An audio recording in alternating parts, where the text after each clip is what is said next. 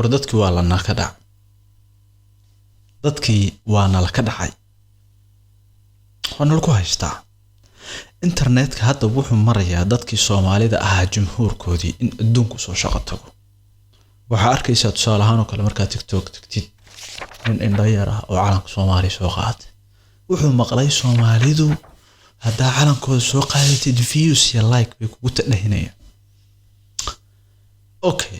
taas macnaheedu waxa weeye Soomaalidu ma haystaan dad ku filan oo wax u sheega waxaan naxdin lamaan dhooynima saaxiibanaha Twitter-ka wuxuu ku soo qoray wuxuu yiri nin Soomaaliya wuxuu ugu yiri war dadkii Soomaalida ahaa gaar ahaan gabdhaha maxaa ku dhacay dad xishoodo asturan bay ahaan jireen wuxuu yiri internetka tagaysaa bismillaahir rahmaanir rahiim lagama sheekeyn karo okay waxa isweydiin mudan casrigan aan joogno horta muxuu yahay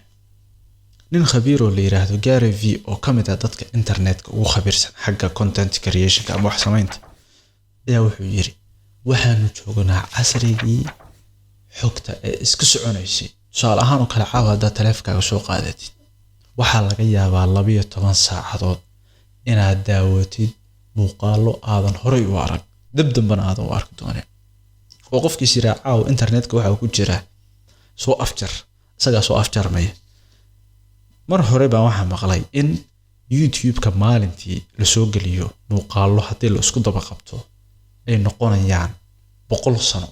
yani maanta 24 saac gudahood fiidiyoyada YouTube lagu soo dalaa hadii inta la qabto hal fiidiyo laga dhigo 100 sano balay marka la dhaho 100 sano kadib uu dhamaanay okay casriga noocaasa dadkana Soomaalida ah ee dadka wax u sheega ee waqtigaas faraha badan internetka aanu ku bixino adduunka ka faa'iideysanayo dadka waxa macnaha leh oo garaashada iyo garadkeena dhisa intee bay ka yihiin waa su'aal isweydiin mudan horta marka koowaad waxa jira caqabad ah in access loo yeesho internet ama access in loo yeesho in wax la duubo tusaalahaan oo kale aniga waxa laga yaabaa muuqaalka aan duubayo dadaalii fikir dheeraad iyo qalab fara badan baan isku soo ururiyay saan u duubo qofka kale oo fikirka haya waxa laga yaabaa inuu baqsan yahay uu shakisan yahay uu isleeyahay war maxaa sheegaysaa waana wax baqdin ah oo qofba waxa la yiraahdaa markasta oo maxaa la dhihi jiray qofku fikirkiisu u weynaado ama wax badan oo xog oo isku og yahay uu gaabsada isleeyahay ama waxba aqoon sababtoo wuxuu arkay wax badan oo cilmi horta marka koowaad casrigaas baan joognaa anagu dadka aqoon-yahanka ah ee yar ee dadaalaya hadeer ee laga yaabo ninka ugu fariidsan rag asxaabtayda ay kamid yihiin ustaad Mubarak Haadi iyo baa laga yaabaa isbuuciyo kala xalqad inuu soo galiyo kitaab ku soo koobay ama buug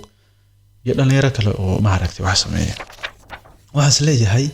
inaan la dhayalsan in wax la sheego buug soo koobtaya qofkii fikir haya buug soo koobtaya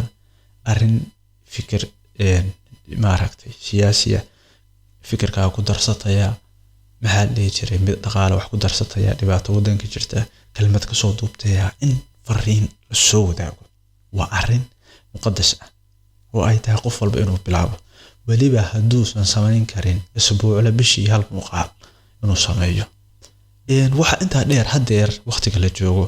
platform kala duwan baa jira YouTube baa jira TikTok baa jira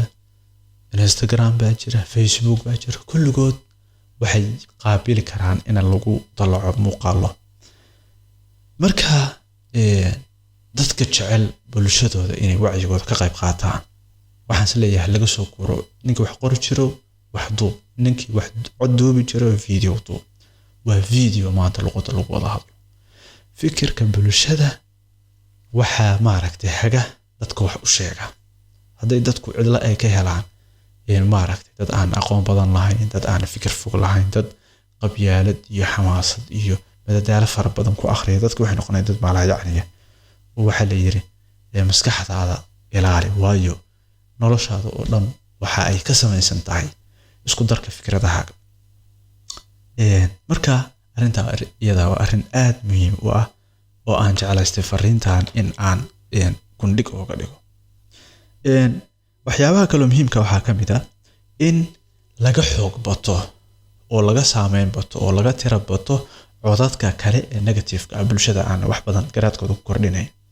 dadka qaybtooda waxay aaminsan yihiin khuraafa ah in tusaale ahaan kale application TikTok la yiraahdo loogu talagalay muslimiinta in lagu gaalaysiiyo algorithm wax la yiraahdo ku shaqeeya waxa kan algorithm waa maxay waa shax lagu dhisay programming taas oo hagaysa qofka waxa uu daawado waana tijaabin ka dhaano qofku tusaale ahaan kale TikTok oo kale aad isticmaalaysid waxa aad daawatid hadaad ciyaaraha daawatid oo kale waxa feedkaaga qabsanaya waa ciyaaro marka algoritmka waxaan ku buuxin karnaa wax macna leh oo halkaas la isku balansanay ayaan dhaweyd waxa internetka qabsaday nin dhalinyaraayo hadda la xiro leeyahay Android Tate marka ninkaas waxa laga yaabay sida uu internet ku qabsaday niman saaxiibanayo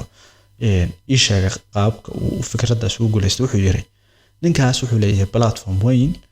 oo waxbarasho online ah dad kumanaan boqolaal kun ah baa ku xiran marka shuruudaha ardayda laga rabo waxa kamid ah in muuqaalo badan uu sameeyay clips kamid inta la soo qaado internetka akoomo cusub la sameeyo TikTok iyo YouTube kadibna lagu upload gareey taas ana ka liftay in su'aalahan oo kale 10 kun oo qof hada YouTube-ka hal qof fariimihiisa soo galiyaan deeyo arradii qabsanaya that's why loo yiri ninkaas wuxuu noqday the most googled man ka adduunka lagu baarida badan yahay marka algoritmka aanu saxno oo ninkii Suudaaniga qaylada ka soo yeertay aanu hagaajino fariimo fiican aan soo wadaago waajib aan u saaran inta maan ku gaajaysan yahay guul waa wali والسلام عليكم ورحمة الله وبركاته.